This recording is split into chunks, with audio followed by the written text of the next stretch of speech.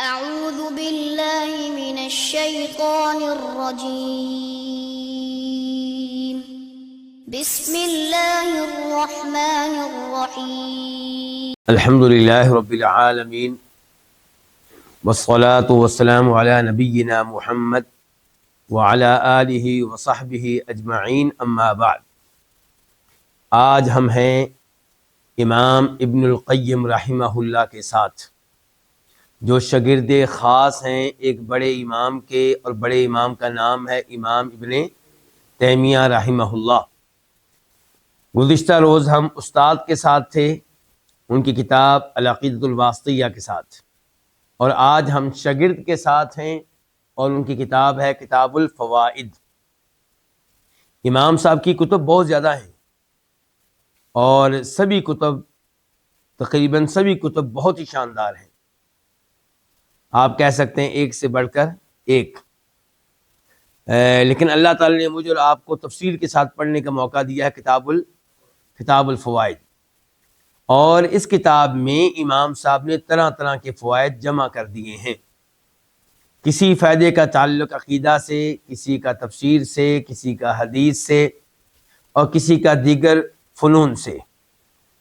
اور عام طور پہ ان کی توجہ رہتی ہے ہماری اصلاح پہ، ہمارے دلوں کی پاکیزگی پہ.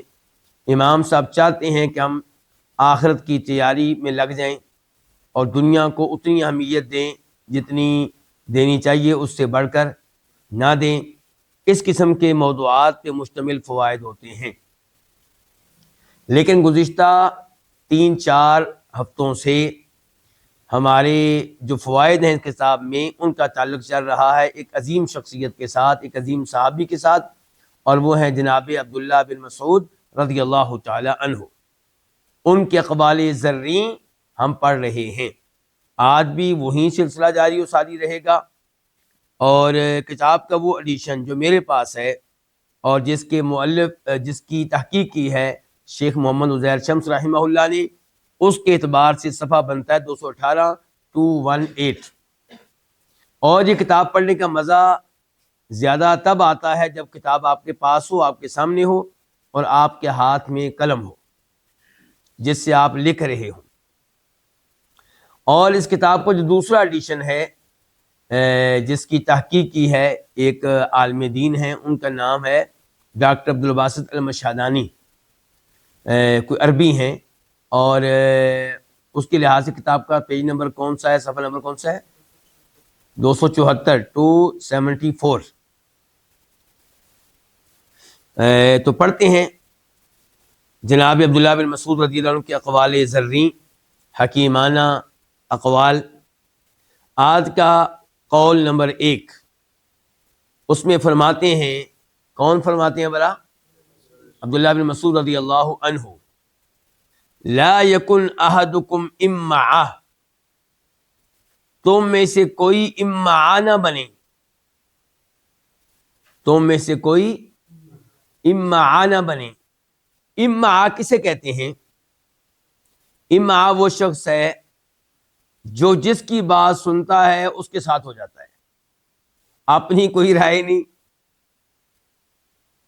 اپنے میں درست بات کو پرکھنے کی صلاحیت نہیں، درست بات کو اختیار کرنے کی قوت نہیں. جس کی بات سنی اس کے ساتھ ہو گیا. آپ نے کچھ کہا، بالکل ٹھیک ہے جی، کسی اور نے اس کو الٹ کہہ دیا، بالکل ٹھیک ہے نا جی صاحب، آپ بالکل صحیح کہہ رہے ہیں. لوگوں کی تقلید کرنے والا، لوگوں کی رائے کی پیروی کرنے والا. مجھے امید ہے کہ لفظ امعہ کو آپ سمجھ گئے ہوں گے. تو اب دیکھیے، کہتے ہیں لا یکن احدکم امعہ، تم میں سے کوئی بھی امعہ نہ بنے. یہ کون کہہ رہے ہیں؟ عبداللہ بن مسعود رضی اللہ عنہ صحابی کہہ رہے ہیں. قالوا، لوگوں نے کہا، ومل امعہ، امعہ کیا ہوتا ہے، یہ کیا چیز ہے، کس کو کہتے ہیں امعہ؟ قال، تو وہ فرمانے لگے، کون فرمانے لگے؟ عبداللہ بن مسعود رضی اللہ عنہ، یقول انا مع الناس، یہ وہ شخص ہے جو یہ کہتا ہے کہ میں لوگوں کے ساتھ ہوں. ان اہتدوا اہتدیت، اگر وہ ہدایت اختیار کریں گے میں بھی ہدایت اختیار کروں گا، اگر وہ صراط مستقیم پہ چلیں گے میں بھی صراط مستقیم پہ چلوں گا، اگر وہ سیدھے راستے پہ چلیں گے میں بھی سیدھے راستے پہ چلوں گا۔ وَإِن ضَلُّوا ضَلَلْتُ، اور اگر وہ راہ حق سے ہٹیں گے، دین حق سے ہٹیں گے تو میں بھی ہٹ جاؤں گا، میں لوگوں کے ساتھ ہوں۔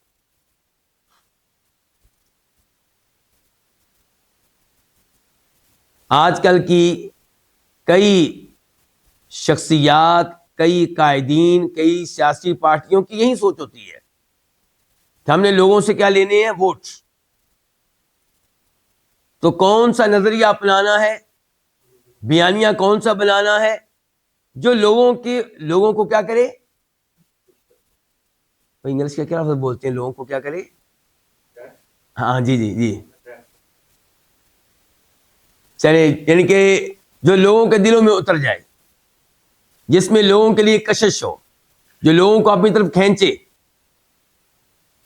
حالانکہ قائد کا کام یہ ہوتا ہے کہ لوگوں کو اپنے پیچھے لگائے اور ان کو بتائے کہ درست رائے یہ ہے، جس رائے پہ تم چل رہے ہو وہ غلط ہے، اس کو چھوڑ دو۔ کیا نبی علیہ الصلوۃ والسلام نے مکہ میں دعوت کا آغاز کرتے ہوئے ہوا کا رخ دیکھا تھا؟ آپ ہوا کے رخ کے الٹ چلے۔ ہوا کا رخ یہ تھا کہ بتوں کی عبادت کی جائے، بزرگوں کو پکارا جائے اس وجہ سے کہ وہ اللہ اور لوگوں کے درمیان وسیلہ واسطہ سیڑھی ہے، شفاعت کے نام پہ ان کے نام پہ بکرے ذبح کیے جائیں شفاعت کے لیے۔ لیکن آپ نے پورے مکہ کو اپنا مخالف بنا لیا، اور انبیاء کرام علیہ السلام تقریباً سارے ہی ایسے تھے، وہ باتیں کرتے تھے جو حق ہوتی تھیں چاہے پوری دنیا ان کی مخالف ہو جائے۔ نوح علیہ السلام نے ساری دنیا کو اپنا مخالف بنا لیا۔ اللہ کہتے ہیں وما آمن معہ الا قلیل، ان پہ ایمان لانے والے بہت تھوڑے تھے۔ ابراہیم علیہ السلام نے پوری دنیا کو اپنا مخالف بنا لیا، ان پہ ایمان لانے والی ایک ان کی وائف ہے اور ایک اور شخص کا تذکرہ آتا ہے، شاید بعد میں کچھ اور بھی ہو گئے ہوں۔ برائے نام اللہ نے انہیں اکیلے کو امت قرار دیا ہے۔ تو اصل بات یہ ہے کہ آپ حق کے اوپر ہوں، چاہے کوئی بھی آپ کے ساتھ نہ ہو۔ تو لوگوں کے پیچھے نہ لگیں، آپ حق کی طرف دیکھیں، حق کیا ہے۔ تو یہ ہے جی اما، کیا کہتا ہے؟ میں لوگوں کے ساتھ ہوں، اگر وہ ہدایت پائیں گے تو میں بھی ہدایت پاؤں گا، اگر وہ دین حق سے ہٹیں گے تو میں بھی ہٹ جاؤں گا۔ الا، خبردار۔ یہ کون خبردار کر رہے ہیں ہمیں؟ عبداللہ بن مسعود رضی اللہ عنہ کہتے ہیں خبردار، لیوطن احدکم نفسہ، تم میں سے ہر کوئی اپنے آپ کو اس بات پہ آمادہ کرے، اس بات کا عادی بنائے کہ انہ ان کفر الناس لا یکفر، کہ اگر لوگ کفر کے راستے پہ چلیں گے تو وہ کفر کے راستے پہ نہیں چلے گا۔ اگر لوگ نبیوں کا مذاق اڑائیں گے وہ نہیں اڑائے گا، اگر لوگ علماء کا مذاق اڑائیں گے وہ نہیں اڑائے گا، اگر لوگ مسجد کی مخالفت کریں گے وہ نہیں کرے گا، اگر لوگ قرآن و حدیث کے کئی مسائل کی مخالفت کریں گے تو وہ ان کے راستے پہ نہیں چلے گا، ان کا ساتھ نہیں دے گا۔ یہ ہے عظیم انسان جس کی اپنی رائے ہے، اپنی شخصیت ہے، اس نے حق پڑھا، قرآن پڑھا، پہچان لیا، ڈٹ گیا۔ اب لالچ دی جائے یا دھمکیاں دی جائیں وہ حق چھوڑنے کے لیے تیار نہیں ہے۔ جناب بلال کو دیکھ لیں، کتنا خطرناک راستہ اختیار کیا ہے، جس راستے کو اختیار کرنے کی وجہ سے مکہ کے بچے ان کے پیچھے لگ جاتے، ان کا مذاق اڑاتے، ان کو پتھر مارتے، ان کو پریشان کرتے، مکہ کی پتھریلی زمین پہ لٹا دیا جاتا، گرم پتھر ان کے سینے پہ اور پیٹ پہ رکھ دیے جاتے، اور آواز پھر بھی یہ نکلتی کہ اللہ ایک ہے، اللہ ایک ہے، یعنی کہ اس کے ساتھ کسی کو شریک کرنا جائز نہیں ہے۔ تو آپ اگر رہتے ہیں غیر مسلم ممالک میں تو وہاں پہ توحید پہ پکے رہیں، سنت پہ پکے رہیں، فحاشی بے حیائی سے بچیں، اولاد کو بچائیں، اور اپنے بچوں کو الحاد سے بچائیں، ایسے ماحول سے بچائیں وہاں پہ رہتے ہوئے جس ماحول میں لوگ اللہ کا مذاق اڑاتے ہیں، اللہ کا انکار کرتے ہیں۔ یہ ہے بہادری، یہ ہے عقل مندی، یہ ہے اچھے انجام کو پانے کی فکر اور ٹینشن۔ اور اگر آپ مسلم ممالک میں رہتے ہیں تو اپنے بچوں کو اس ماحول سے بچائیں جہاں پہ وہ کلمہ پڑھنے کے باوجود قبر پرست بن سکتے ہیں، قبر والوں کی پوجا کرنے والے بن سکتے ہیں، جہاں پہ ان کو عادت پڑ سکتی ہے یا علی مدد کا نعرہ لگانے کی، یا رسول اللہ مدد کا نعرہ لگانے کی، جہاں پہ وہ شرک و بدعات کو ہلکا لے سکتے ہیں، ایسے ماحول سے ان کو بچائیں۔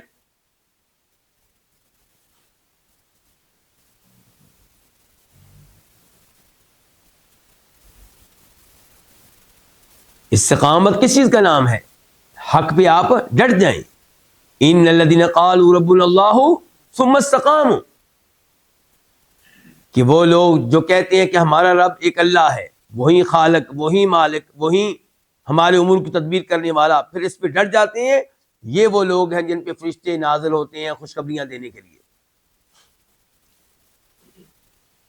جناب عبداللہ بن مسعود رضی اللہ عنہ کے اس قول کو روایت کیا ہے امام ابو نعیم الاصبہانی نے اپنی کتاب حلیۃ الاولیاء میں، اور امام ابن عبد البر نے اپنی کتاب جامع بیان العلم میں، اور امام طبرانی نے اپنی کتاب المعجم الکبیر میں۔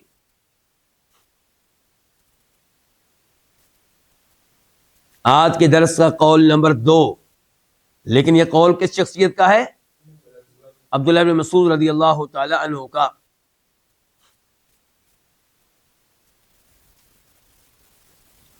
وقال له رجل، ان سے ایک آدمی نے کہا، کن سے؟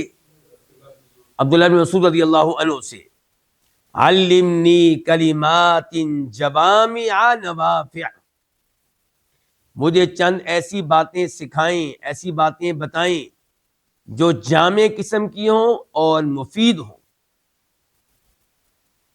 جامع کس کو کہتے ہیں؟ الفاظ کم ہوں، معنی مفہوم زیادہ ہو، چند الفاظ بول کے آپ اس میں بہت سی باتیں بیان کر دیں۔ تو کہتے ہیں مجھے ایسے کلمات سکھائیں، ایسی باتیں سکھائیں جو جامع اور نافع ہوں۔ فقال، تو انہوں نے کہا، کس نے کہا؟ عبداللہ بن مسعود رضی اللہ عنہ نے۔ ہاں جی عمیر، کس نے کہا؟ عبداللہ بن مسعود رضی اللہ عنہ نے کیا کہا؟ اعبد اللہ، اعبد اللہ، اعبد ملانے کے لیے کیا پڑھیں گے؟ اعبد اللہ، ویسے ہے اعبد، یہ آرڈر کا لفظ ہے جس کو کہتے ہیں فعل امر، کہ تو اللہ کی عبادت کر، لا تشرک بہ شیئا، اس کے ساتھ کسی بھی چیز کو شریک نہ کر۔ آج اگر مجھ سے کوئی کہے، آپ سے کوئی کہے کہ مجھے کوئی نصیحت کرے، اور آپ یہ نصیحت کریں کہ اللہ کی عبادت کرو، اللہ کے ساتھ کسی کو شریک نہ کرو، تو کہے گا یہ بھی فضول آدمی ہے، یہ تو عام سی بات ہے، سب کو پتا ہے، کوئی خاص بات بتاؤ۔ لیکن جب آپ قرآن پڑھیں گے، احادیث پڑھیں گے، انبیاء کرام علیہم الصلوۃ والسلام کو پڑھیں گے، آپ کو پتا چلے گا سب سے زیادہ خاص بات یہی ہے۔ یہ اتنی خاص بات ہے کہ اس کے لیے اللہ نے مجھے اور آپ کو پیدا کیا ہے، یہ اتنی خاص بات ہے کہ اس کے لیے اللہ نے انبیاء کرام کو مبعوث کیا ہے۔ تو کہہ رہے اعبد اللہ، اللہ کی عبادت کر، لا تشرک بہ شیئا، اس کے ساتھ کسی بھی چیز کو شریک نہ کر۔ اگر کوئی اللہ تعالیٰ کے ساتھ ساتھ قبر والوں سے دعائیں کرتا ہے، مشکلات کو دور کرنے کے لیے انہیں پکارتا ہے، تو وہ انہیں اللہ کا شریک بنا رہا ہے۔ وَظُلْمَ عَلى الْقُرْآنِ حَيْثُ زَالَ، اللہ اکبر، اور قرآن کے ساتھ ظلم حرکت کر، جہاں وہ حرکت کرے، قرآن کے ساتھ منتقل ہو جا جدھر وہ منتقل ہو۔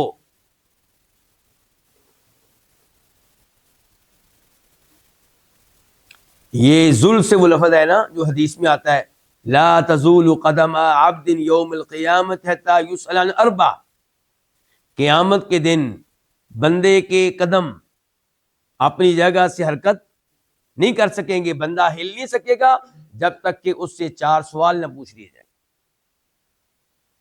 تو اس حدیث میں بھی یہی لفظ ہے لا تزول، اور یہاں پہ کیا ہے ذل فی الآرڈر فی الامر،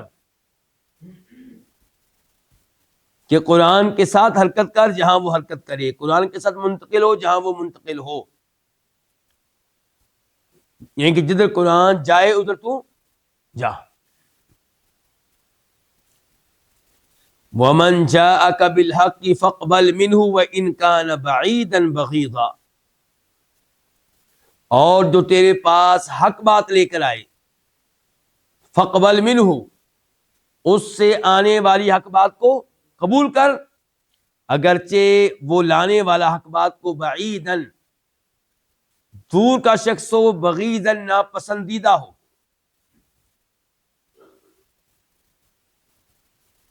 وَمَنْ جَاءَكَ بِالْبَاطِلِ فَارْدُدْ عَلَيْهِ، اور جو تمہارے پاس باطل لے کر آئے، فَارْدُدْ عَلَيْهِ، تو اس کا باطل اسی پہ رد کر دو، اس کا باطل اس کے منہ پہ دے مارو، اس کے طرف سے آنے والے باطل کو مسترد کر دو، ریجیکٹ کر دو۔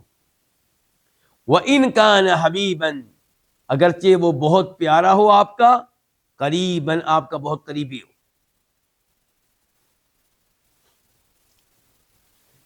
پہلے تذکرہ ہو جائے اس بات کا کہ اس کو کس نے روایت کیا۔ امام ابو نعیم الاصبہانی نے اپنی کتاب حلیۃ الاولیاء میں، اور امام طبرانی نے اپنی کتاب المعجم الکبیر میں۔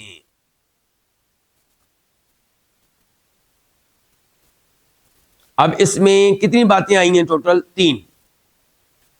نمبر 1، اللہ کی عبادت کرنی ہے، اللہ کے ساتھ کسی کو شریک نہیں کرنا۔ نمبر 2، اپنے آپ کو قرآن کے تابع کر دینا ہے، جدھر قرآن آپ کو لے جاتا ہے ادھر چلے جائیں، جہاں سے روکتا ہے ادھر سے رک جائیں۔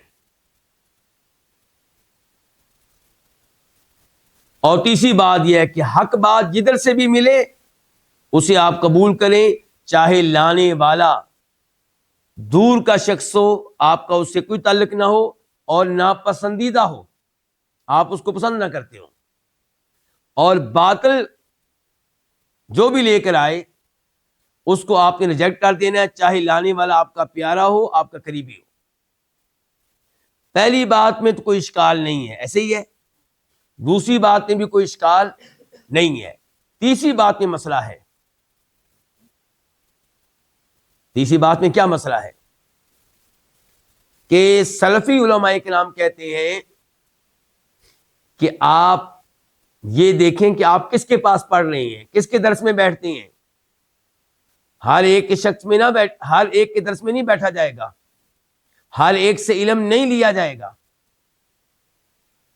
جس کا اپنا عقیدہ ٹھیک نہیں، جو خود شرک و بدعات کا ارتکاب کرنے والا ہے، اس سے آپ علم نہیں لیں گے، اس کی مجلس میں آپ نہیں بیٹھیں گے، اس کی تقریریں آپ نہیں سنیں گے، اس کی کتاب آپ نہیں پڑھیں گے۔ یہ کون کہتے ہیں؟ ہمارے سلفی علماء کرام۔ اور یہاں پہ عبداللہ بن مسعود کہہ رہے ہیں کہ آپ حق کو قبول کریں جدھر سے بھی آئے، اور باطل کو ریجیکٹ کریں جدھر سے بھی آئے۔ اب یہ 2 موقف ہو گئے۔ اور یہ بھی دیکھیں کہ جو کہتے ہیں کہ آپ حق کو قبول کریں جدھر سے بھی آئے، ان کی تائید ہوتی ہے ایک حدیث سے۔ حدیث مشہور و معروف ہے، میں نے آپ سب نے سنی ہے کہ جناب ابو ہریرہ کی آپ علیہ السلام نے ڈیوٹی لگائی تھی کہ رمضان میں آنے والے صدقے کی حفاظت کرنی ہے۔ رمضان میں آنے والا صدقہ کون سا ہوتا ہے؟ فطرانہ، زکوٰۃ الفطر، کیونکہ جو سالانہ زکوٰۃ ہے اس کا کوئی مہینہ مقرر نہیں ہوتا، ہر ایک کا اپنا مہینہ ہے، لیکن اس فطرانے کا مہینہ خاص ہے۔ کون سا؟ رمضان، ماہ رمضان کے آخری ایام۔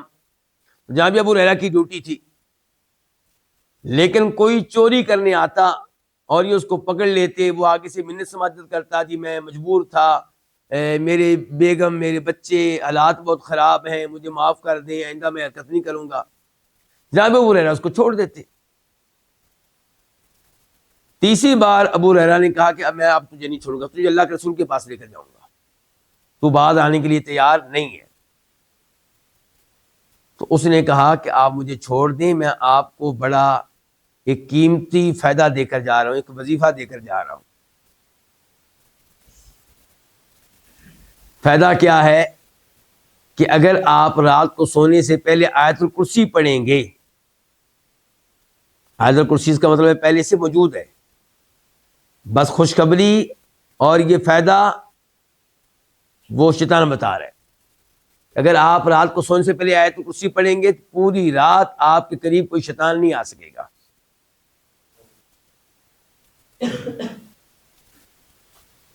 جناب ابو ہریرہ نے اس فائدے کے پیش نظر اس کو چھوڑ دیا۔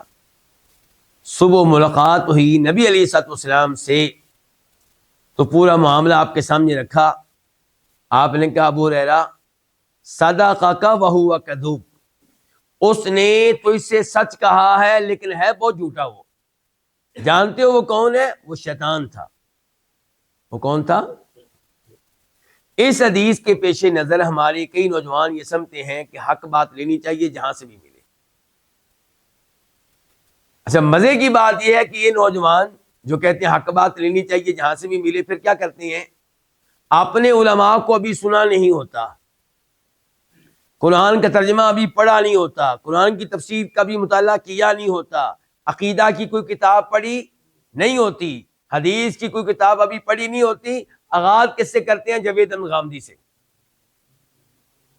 جو منکرین حدیث میں سے ہے، جو بہت بڑا گمراہ ہے اس زمانے میں۔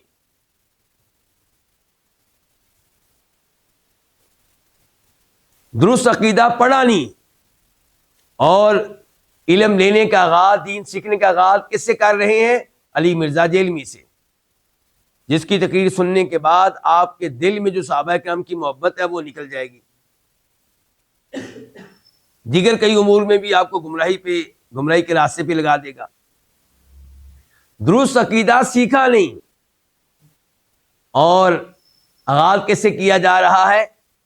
ان علماء سے جو اپنی گفتگو میں شرک و بدعات کی ترویج کرنے والے ہیں، قبر پرستی کی ترغیب دینے والے ہیں، جو آپ کے دل میں بدعات کی محبت کو داخل کر دیں گے۔ مثال کے طور پہ ڈاکٹر طاہر القادری،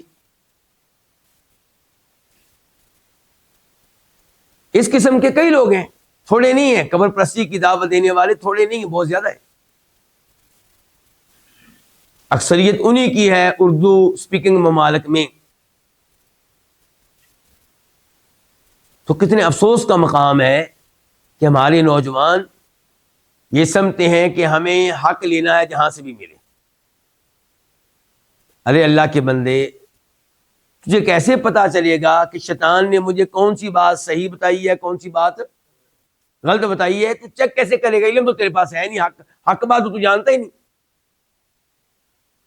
یاد تو ہو بہت بڑا شیخ الحدیث، 40-50 سال سے تو نے بخاری شریف کا درس دے رہا ہو، قرآن کی تفسیر پڑھا رہا ہو، عقیدے کی کئی کتب کا مطالعہ کر چکا ہو، پھر تو کہہ سکتا ہے کہ میں امید ہے کہ جاوید غامدی کی باتوں سے متاثر نہیں ہوں گا، اس میں سے جو حق ہے وہ میں لے لوں گا اور باقی میں چھوڑ دوں گا۔ پہلی بات تو یہ حق لینے کے لیے تجھے وہی پلیٹ فارم ملا ہے، حق لینے کے لیے تجھے قرآن نہیں ملا، حق لینے کے لیے تجھے احادیث نہیں ملی، وہ کیوں نہیں پڑھتا تو؟ حق تلاش کرنے کے لیے کیا تیرے لیے ضروری ہے کہ تو وہاں جائے جہاں کیا کہتے ہیں برودی سرنگیں؟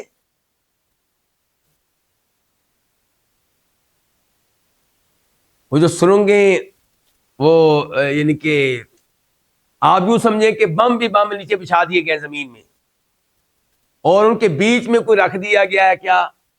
کوئی سونے کا ٹکڑا، کوئی قیمتی ہیرا۔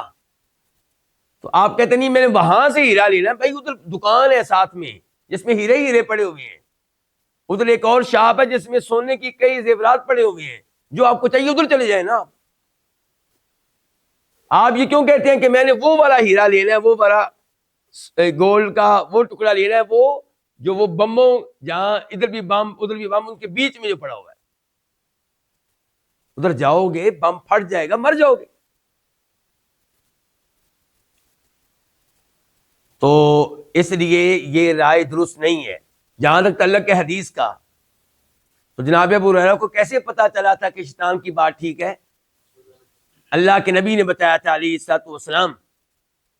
تو آپ کو کون بتائے گا کہ بات سچ ہے، بات ٹھیک ہے جو کسی گمراہ آدمی سے آپ نے لی ہے؟ کون بتائے گا آپ کو؟ کون سا عالم دین آپ کے لیے فارغ بیٹھا ہوا ہے جس کو آپ کہا کریں گے جناب جوید غامدی کی میں نے آج 100 باتیں سنی ہیں، ان میں سے آپ مجھے ایک ایک کے بارے میں بتائیں کہ ان میں سے حق کون سی ہے؟ ظاہر ہے ایک تقریر اگر آپ سنیں گے اس میں کوئی 100-50 باتیں ہوں گی نا ٹوٹل. کون سا عالم دین آپ کے لیے اتنا فارغ ہے کہ آپ کی 150 باتیں آپ سے سنیں اور پھر آپ کو بتائے کہ یہ صحیح ہے یہ غلط ہے؟ اور پھر اللہ کے نبی علیہ السلام نے کیا کیا؟ جناب ابو ہریرہ کو بتا دیا کہ شیطان کی بات ٹھیک ہے. یہ نہیں کہا کہ شیطان کی بات ٹھیک ہے، صرف یہ نہیں کہا ہاں جی شعیب، صرف یہ نہیں کہا کہ شیطان کی بات ٹھیک ہے، ساتھ کیا کہا؟ شیطان کی بات ٹھیک ہے، بندہ بڑا خطرناک ہے، کذوب، بہت بڑا جھوٹا ہے. کاذب نہیں کہا، کیا کہا ہے؟ کذوب، فعول کا وزن، بہت بڑا جھوٹا ہے. ان کے خبردار کر دیا کہ اس کی باتوں میں نہیں آنا. تو اگر کبھی کوئی اچھی بات مل جاتی ہے کسی گمراہ شخص کی طرف سے، تو وہ کوئی عالم دین اگر آپ کو بتا رہا ہے تو عالم دین کو بھی چاہیے کہ کہے یہ بندہ خطرناک ہے، اس کی کتابیں نہیں پڑھنی، اس کی تقریریں نہیں سننی، لیکن یہ بات بس اس نے صحیح کی تھی. آپ کو اپنے آپ کو خطرے میں ڈالنے کی ضرورت نہیں ہے. اچھا پھر یہ سب باتیں چلے جی ٹھیک ہیں، تو پھر یہ عبداللہ بن مسعود کا کیا کریں گے رضی اللہ عنہ؟ جہاں تک تعلق ہے جناب عبداللہ بن مسعود رضی اللہ عنہ کا، تو اس کا مطلب یہی ہے کہ حق جس کی طرف سے آئے وہ لیں. ہو سکتا ہے وہ آپ کی نگاہوں میں ناپسندیدہ ہو. کیا مطلب؟ مثال کے طور پہ ایک انسان توحید کے اوپر ہے، سنت کے اوپر ہے، اس نے کوئی اچھی بات کہہ دی، آپ لے لیں، اگرچہ ذاتی طور پہ وہ آپ کا دشمن ہے. ایسا نہیں ہے کہ وہ کوئی عقیدے کے لحاظ سے غلط ہے، عقیدے کے لحاظ سے غلط ہے ایسا نہیں ہے، بس آپ کے ساتھ اس کی بنتی نہیں ہے. اور باطل آئے تو اس کو آپ ریجیکٹ کر دیں، چاہے بیان کرنے والا آپ کا والد ہو، چاہے آپ کا بیٹا ہو، چاہے آپ کا بھائی ہو، کوئی بھی انسان ہو. اور اگر ہم یہ کہتے ہیں کہ عبداللہ بن مسعود کی بات سے مراد کوئی بھی حق بات لانے والا ہے اور وہ ناپسندیدہ ہے عقیدے کے لحاظ سے، پہلے میں نے کیا کہا تھا؟ وہ ناپسندیدہ ہے آپ کے لحاظ سے، عقیدے کے لحاظ سے نہیں، آپ کی اور اس کی نہیں بنتی. اب میں کہہ رہا ہوں کہ مان لیا وہ ناپسندیدہ عقیدے کے لحاظ سے گمراہ شخص ہے، کوئی کافر ہے، کوئی بدعتی ہے، کوئی قبر پرست ہے، تو پھر مطلب یہ ہوگا کہ یہ نہیں ہے کہ آپ اس کی تقریریں سننے بیٹھ جائیں. عبداللہ بن مسعود کا مطلب یہ نہیں کہ آپ اس کے درس میں بیٹھ جائیں، مطلب یہ کہ کوئی بات پہنچی آپ تک کسی طریقے سے، کبھی آ گئی اور بات ٹھیک تھی تو اس کو آپ لے لیں. یہ ترغیب وہ نہیں دے رہے کہ ایسے آدمی کی مجلس میں آپ بیٹھیں، اس کی تقریریں سننا شروع کر دیں، یہ وہ نہیں کہہ رہے. آج کے درس کا قول نمبر 3، اور قول کس کا؟ عبداللہ بن مسعود رضی اللہ عنہ کا. کہتے ہیں یؤتی بالعبد یوم القیامہ، قیامت کے دن بندے کو لایا جائے گا، فیقال لہ، تو اس سے کہا جائے گا ادی امانتک، اپنی امانت ادا کرو. فیقول یا ربی، تو کہے گا اے میرے رب، من این، کہاں سے ادا کروں؟ وقد ذہبت الدنیا، دنیا تو جا چکی، ختم ہو چکی، یعنی کہ وہ امانت دنیا میں تھی میرے پاس جو میں ادا نہیں کر سکا، آج میں کہاں سے ادا کروں؟ دنیا تو موجود ہی نہیں ہے. فتمثل علی ہیئتها یوم اخذها فی قعر جہنم، فتمثل، تو اس کو صورت دی جائے گی، روپ دیا جائے گا، کس کو؟ اس امانت کو. اس امانت کو روپ دیا جائے گا، شکل دی جائے گی، اس کی صورت بنائی جائے گی علی حیتھا، اس کی اس کیفیت پہ جو اس دن تھی، یوم اخذہ، جس دن اس نے اس امانت کو لیا تھا۔ امانت کہیں سے کسی سے لی تھی اور اس میں کیا کی؟ خیانت کی۔ اب اس امانت کو وہی شکل دی جائے گی جو اس دن تھی جس نے امانت لی تھی، لیکن وہ امانت اس شکل میں بنا کر رکھی کہاں جائے گی؟ فی قعر جہنم، جہنم کی گہرائی میں۔ گفتگو واضح علماء کرام؟ اس امانت کو اس کی اس شکل کے مطابق کر دیا جائے گا جو اس دن تھی جس دن اس نے اس امانت کو لیا تھا، اور وہ امانت کہاں ہوگی؟ جہنم کی گہرائی میں ہوگی۔ فینزل، تو یہ نیچے اترے گا، کس لیے؟ اس امانت کو پکڑنے کے لیے، تو یہ نیچے اترے گا۔ فیاخذھا، اس کو پکڑے گا۔ فیضع علی عاتقہ، اس کو رکھے گا اپنے کندھے پہ۔ فیصعد بہا، تو اس کو لے کے اوپر چڑھ رہا ہوگا۔ حتی اذا ظن انہ خارج بہا، یہاں تک کہ جب وہ یہ سمجھے گا، یہ گمان کرے گا کہ وہ اس امانت کے ساتھ باہر نکل رہا ہے، نکلنے والا ہے، حبت، تو وہ اوپر سے نیچے جا گرے گی۔ وَهَوَا فِي أَثَرِهَا، اور یہ بھی اس کے پیچھے پیچھے نیچے گرے گا۔ ابد العابدین، ہمیشہ ہمیشہ کے لیے نیچے گرتا رہے گا، جہنم کی گہرائی میں نیچے جاتا رہے گا۔ جناب عبداللہ بن مسعود رضی اللہ عنہ کا یہ قول آپ کو ملے گا مصنف ابن ابی شیبہ میں، امام ابن ابی حاتم کی تفسیر میں، اور اس کو بطور مرفوع بھی بیان کیا گیا ہے جناب عبداللہ بن مسعود سے، کہ وہ کہتے ہیں کہ اللہ کے رسول نے یہ کہا تھا علیہ الصلوۃ والسلام، لیکن وہ روایت ضعیف ہے۔ شیخ البانی رحمہ اللہ نے اس کو اپنی کتاب الضعیفہ میں جگہ دی ہے، 4071 4071۔ اس قول سے ہمیں کیا پتا چلا کہ امانت میں خیانت کرنے سے بچیں، چاہے اس امانت کا تعلق اللہ تعالی سے ہو، چاہے وہ امانت لوگوں کی طرف سے ہو، امانت میں خیانت نہ کرے۔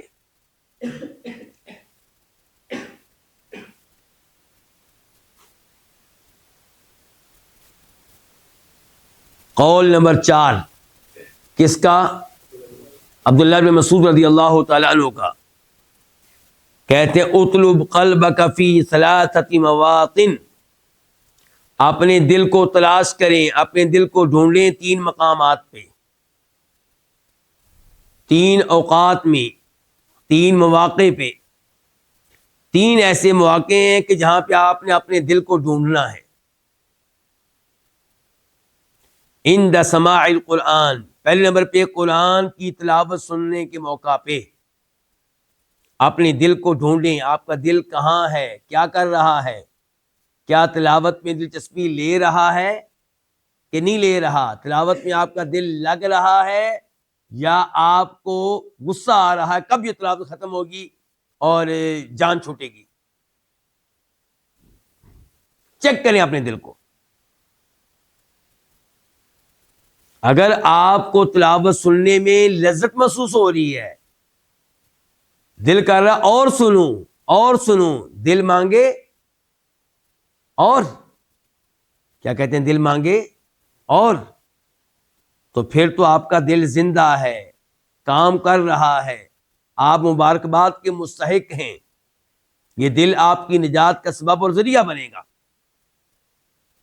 الا بذکر اللہ تطمئن القلوب، اللہ تعالیٰ کہتے ہیں دلوں کو سکون ملتا ہے، اطمینان ملتا ہے، کس میں؟ اللہ کے ذکر میں۔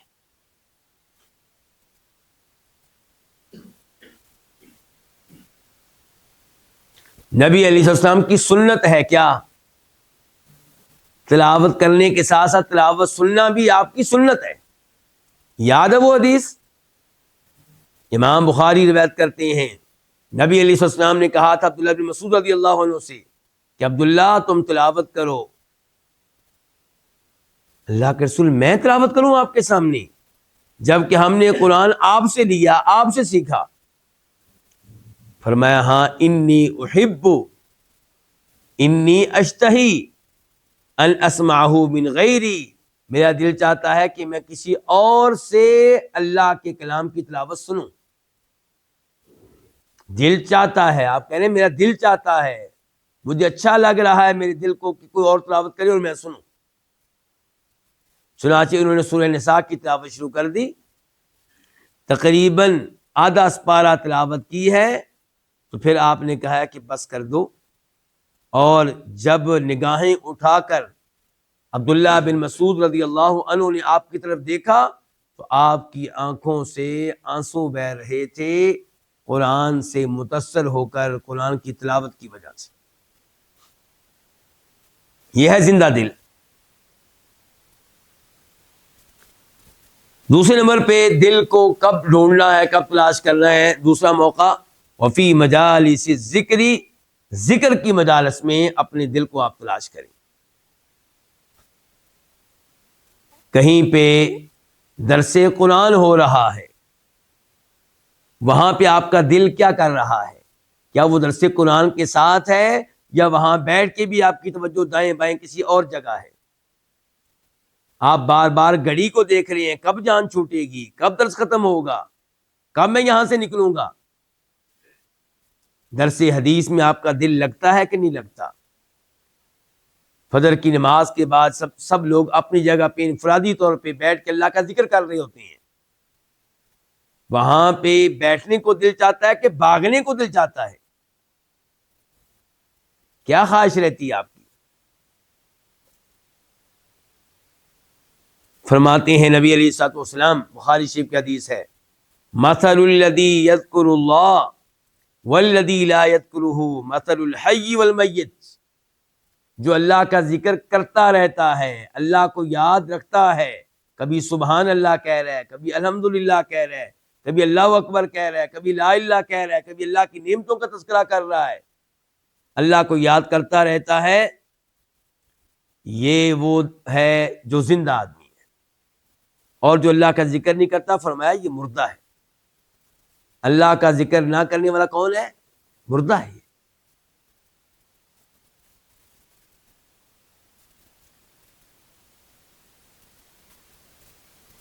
ذکر کی مجالس بڑی عظیم مجالس ہیں۔ وہ حدیث آپ لوگوں کے ذہنوں میں ہوگی کہ اللہ کے کئی فرشتے ہیں، اللہ کے کئی فرشتے ایسے ہیں جو ڈھونڈتے رہتے ہیں کس کو؟ بلا مجالس ذکر کو، ان مجالس کو جہاں پہ اللہ کا ذکر ہو رہا ہو، اللہ کا تذکرہ ہو رہا ہو۔ کچھ فرشتوں کو ایسی مجلس مل جاتی ہے، وہ باقی فرشتوں سے کہتے ہیں آؤ جی، جو چیز ہم تلاش کر رہے تھے وہ یہاں پہ موجود ہے۔ فرشتے اس مجلس کا حصہ بن جاتے ہیں۔ جب وہ مجلس ختم ہوتی ہے، فرشتے واپس جاتے ہیں اللہ تعالیٰ کے پاس، اللہ تعالیٰ سوال کرتے ہیں میرے فرشتوں بتاؤ میرے بندے کیا کر رہے تھے؟ یا اللہ تیرا ذکر کر رہے تھے۔ ذکر میں یا اللہ وہ جہنم کی آگ سے پناہ مانگ رہے تھے۔ اللہ تعالیٰ کہتے ہیں کیا انہوں نے جہنم دیکھی ہے؟ یا اللہ نہیں دیکھی۔ اللہ تعالیٰ کہتے ہیں اگر انہوں نے دیکھی ہوتی تو یا اللہ پھر اس سے بھی کہیں زیادہ جہنم سے بچنے والے، دور رہنے والے اور پناہ مانگنے والے ہوتے ہیں۔ سوال کس چیز کا کر رہے تھے؟ مانگ کیا رہے تھے؟ یا اللہ تو اس سے تیری جنت مانگ رہے تھے۔ میرے فرشتوں کیا ان لوگوں نے جنت دیکھی ہے؟ فرشتے کہتے ہیں نہیں اے اللہ۔ فرمایا اگر دیکھی ہوتی تو؟ فرشتے کہتے ہیں یا اللہ پھر اس سے بھی کہیں زیادہ جنت کی خواہش رکھنے والے ہوتے، اس کی دعائیں کرنے والے ہوتے، اس کے لیے محنت کرنے والے ہوتے۔ اللہ تعالیٰ کہتے ہیں میرے فرشتوں گواہ رہو، میں نے اپنے ان بندوں کے گناہ معاف کر دیے، جہنم کی آگ سے میں نے ان کو آزاد کر دیا اور جنت ان کو دے دی۔ فرشتے کہتے ہیں یا اللہ اس مجلس میں ایک ایسا آدمی تھا جو بنیادی طور پہ ذکر کرنے کے لیے نہیں آیا تھا، درس سننے کے لیے نہیں آیا تھا، وہ تو کسی کام سے آیا تھا پھر بیٹھ گیا. فرمایا ہم الجلساء لا یشقی بہم جلیسہم، یہ وہ عظیم لوگ ہیں میرا ذکر کرنے والے کہ جو ان کے ساتھ بیٹھ گیا. اس نیت سے آیا نہیں تھا لیکن پھر بیٹھا تو صحیح بیٹھا. فرمایا جو ان کے ساتھ بیٹھ گیا وہ بھی کامیاب ہے، وہ بھی سعادت مند ہے، وہ محروم نہیں رہے گا ان کے ساتھ بیٹھنے والا. تو یہ ہے کہ آپ اپنے دل کو ڈھونڈ لیں، اس کا جائزہ لیں کہ ذکر کی مجالس میں آپ کا دل کیا کرتا ہے. وفی اوقات الخلوہ، اور تیسرے نمبر پہ آپ اپنے دل کا جائزہ لیں، اس کو ڈھونڈیں تنہائی کے اوقات میں یہ کیا کرتا ہے، خلوت کے اوقات میں جہاں کوئی اور نہ ہو. اور آج کل کے زمانے کے لحاظ سے مثال دوں گا کہ کوئی اور نہیں ہے، موبائل ہاتھ میں ہے. اب یہ کیا کرتا ہے، تنہا ہے. کیا یہ موبائل کے ذریعے تلاوت سنتا ہے، تلاوت کرتا ہے، درس قرآن سنتا ہے، درس حدیث سنتا ہے، اللہ کا ذکر کرتا ہے، اللہ سے دعائیں کرتا ہے، توبہ کرتا ہے، استغفار کرتا ہے، ندامت اور پشیمانی کے آنسو بہاتا ہے؟ یا یہ دیکھ کر کہ میں تنہا ہوں برائی کی طرف میل ہوتا ہے، کوئی فلم لگا لیتا ہے، کوئی گندا ڈرامہ لگا لیتا ہے، لڑکیوں کی گندی تصویریں دیکھنی شروع کر دیتا ہے؟ کیا کرتا ہے یہ؟ جائزہ لیں اس دل کا.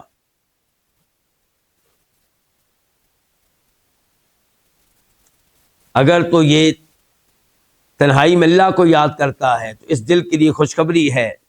وہ حدیث 7 طرح کے لوگ ہیں جن کو اللہ تعالیٰ اپنے عرش کے سائے میں جگہ دے گا. ان میں سے ایک وَرَجُلٌ ذَكَرَ اللَّهَ خَالِيًا فَفَاضَتْ عَيْنَاهُ، وہ شخص جو تنہائی میں بیٹھا ہوا ہے، اللہ کو یاد کر رہا ہے، اور اللہ کو یاد کرتے کرتے اس کی آنکھوں سے آنسو نکل آتے ہیں.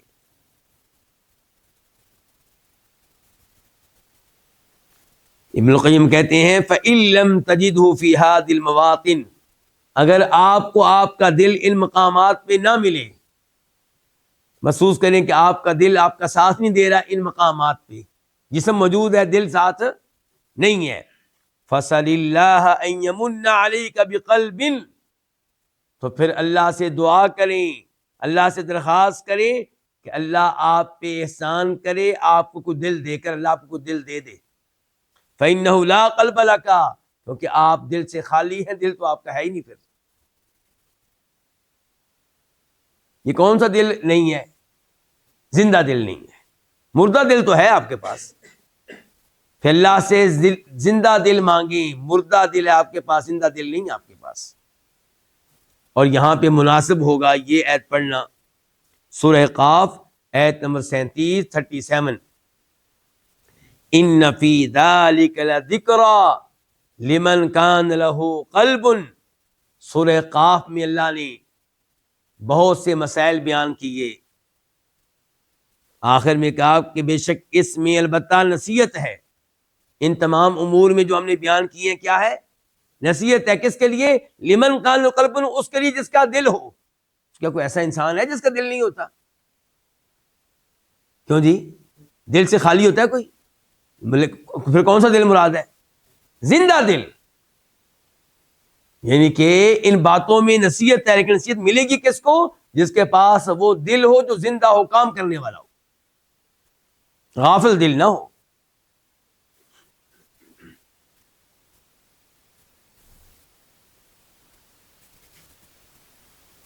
اللہ تعالیٰ نے کہا نا سورہ اعراف میں آیت نمبر 179 میں 179 لہم قلوب لا یفقہون بہا. اللہ نے کفار کے بارے میں کہا ہے کہ ان کے پاس دل موجود ہیں لیکن وہ کام نہیں کرتے، وہ دل سمجھتے نہیں حق کو، ان دلوں کو حق نظر نہیں آتا، ان دلوں کو باطل اور شرک نظر محسوس نہیں ہوتا، کفر محسوس نہیں ہوتا.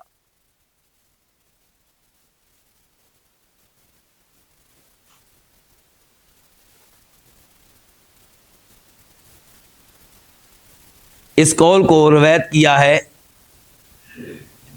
معذرت کے ساتھ اس قول کا حوالہ نہیں مل سکا، یعنی کہ کس کتاب میں ہمیں ملے گا، وہ کتاب ایسی کوئی کتاب نہیں مل سکی، بس یہاں پہ یہ موجود ہے۔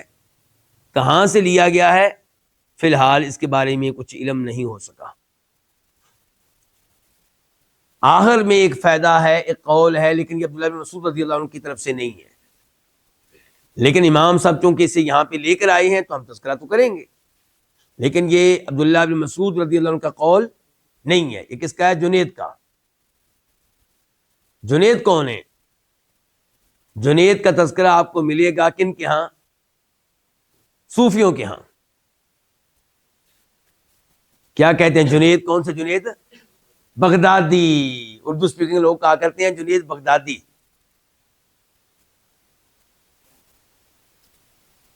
اچھے انسان تھے، کیونکہ شروع کی جو شخصیات تھیں جن کی طرف اپنی نسبت بعد میں آنے والے صوفی کرتے ہیں، وہ شخصیات اچھی تھیں، ان میں وہ گمراہیاں نہیں تھیں جو بعد میں صوفیوں نے ایجاد کی اور جو ان میں کثرت سے پائی جاتی ہیں۔ اسی لیے امام ابن القیم رحمہ اللہ نے ان کا یہ قول یہاں پہ نقل کیا ہے، الجنید ابو القاسم، اور یہ فوت ہوئے ہیں 297 ہجری میں 297 میں۔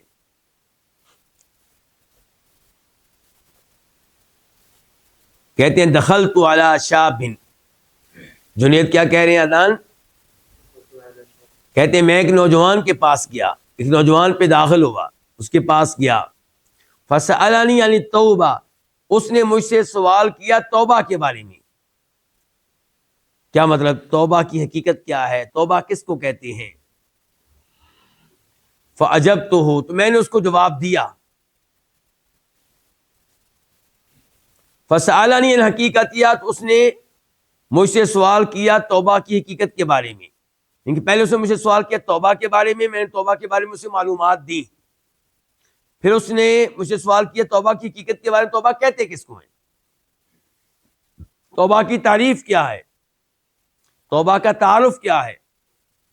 فقلت، تو میں نے کہا، ان تنصب ذنبک بین عینیک حتی یأتیک الموت،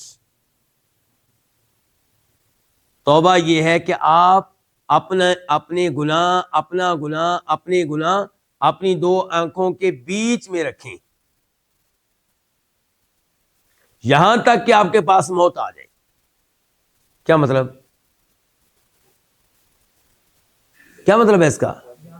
اپنے گناہوں کو یاد کرتے رہیں، اپنے گناہوں کو یاد کرتے رہیں، گناہوں کو بھولنا نہیں ہے، اپنے گناہوں کو اپنی دو آنکھوں کے بیچ میں رکھیں یہاں تک کہ آپ کے اوپر موت آ جائے، مرتے دم تک اپنے گناہوں کو یاد رکھیں۔ فقال علی، تو اس نوجوان نے مجھ سے کہا، ماہ، کیا مطلب ماہ؟ چپ ہو جائیں، خاموش ہو جائیں، رہنے دیں۔ ما ھذا حقیقت التوبہ، یہ توبہ کی کوئی حقیقت نہیں ہے، یہ توبہ کی تعریف نہیں ہے۔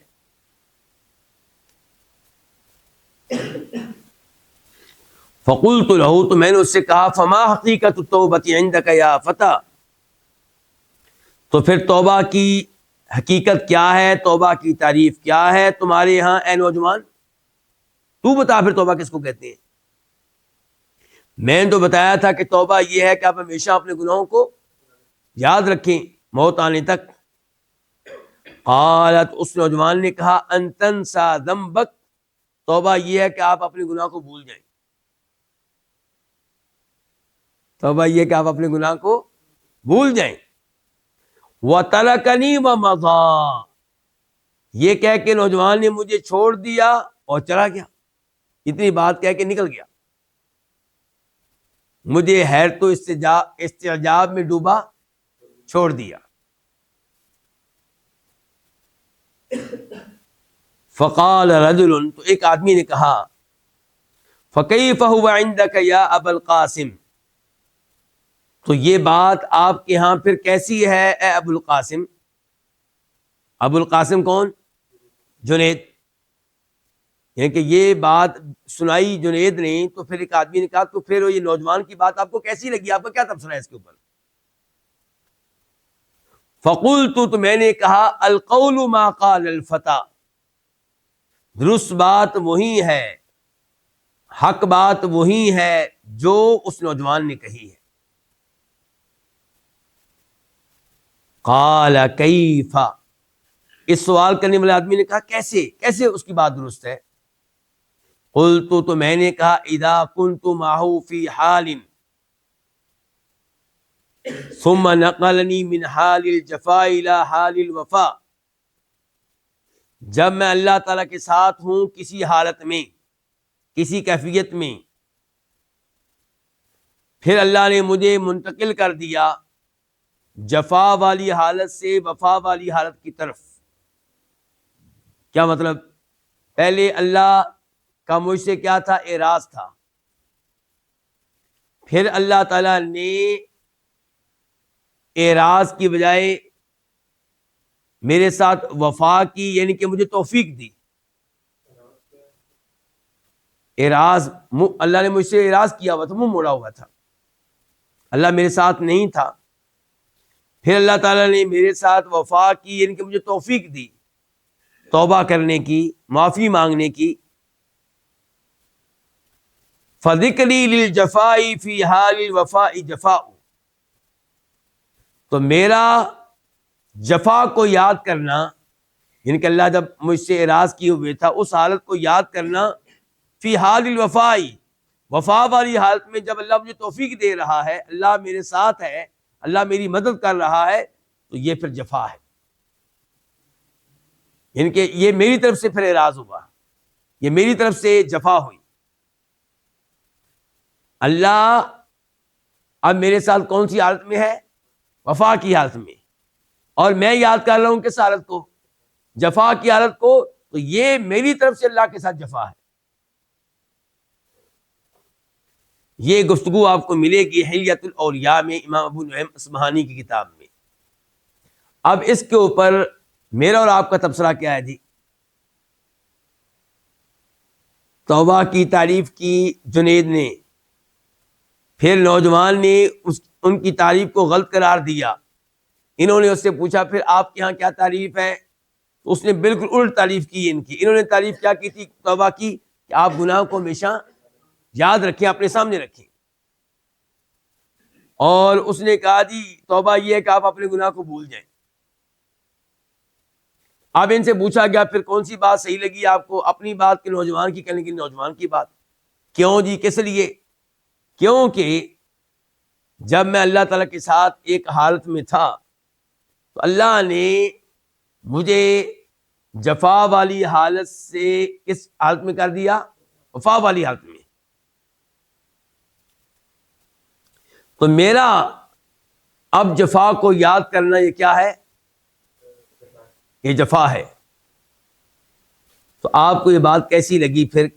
کیا توبہ کرنے کے بعد انسان گناہ کو یاد رکھے کہ اس کو بلا دے؟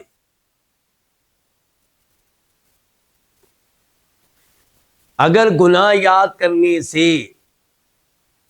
آپ کو گناہ کی لذت محسوس ہوتی ہے، گناہ کے مزے یاد آتے ہیں، گناہ کی طرف دل دوبارہ مائل ہوتا ہے، اور یاد کرنے کی وجہ سے گناہ کو دوبارہ کرنے کا خطرہ ہے، اس کے دوبارہ ارتکاب کا اندیشہ ہے، تو پھر ایسے گناہ کو بھولنا ہی بہتر نہیں بلکہ واجب ہے، ضروری ہے، لازمی ہے۔ اس گناہ کو بھول جائیں، وہ گلی چھوڑ دیں جس گلی میں گناہ ہوتے تھے، اس موبائل کو چھوڑ دیں جس موبائل میں ان گناہوں کی یادگاریں موجود ہیں، ان دوستوں کو چھوڑ دیں جن کے ساتھ مل کے یہ گناہ کیا کرتے تھے،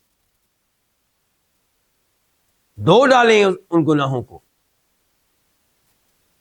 اور اگر کوئی ایسا آپ کا گناہ ہے جس کو یاد کرنے کی وجہ سے آپ اپنے آپ کو اللہ کے سامنے شرمندہ محسوس کرتے ہیں، آپ میں انکساری، تواضع، عاجزی پیدا ہوتی ہے، ندامت پیدا ہوتی ہے، اور آپ توبہ کرنے لگ جاتے ہیں، استغفار کرنے لگ جاتے ہیں، تو پھر ایسے گناہ کو یاد کرنا افضل ہے، بہتر ہے، اچھی بات ہے۔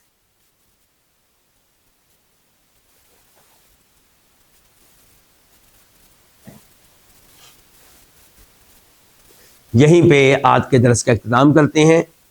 اللہ رب العزت سے دعا کرتے ہیں کہ اللہ تعالی ہمیں ان اقوال سے، ان فوائد سے فائدہ اٹھانے کی توفیق دے، اور اللہ تعالیٰ کرے کہ ہم اپنے آپ کو جہنم کی آگ سے بچانے کی فکر کریں اور آخرت کی تیاری کریں۔ وصلی اللہ تعالیٰ علی نبینا محمد وعلی آلہ وصحبہ اجمعین۔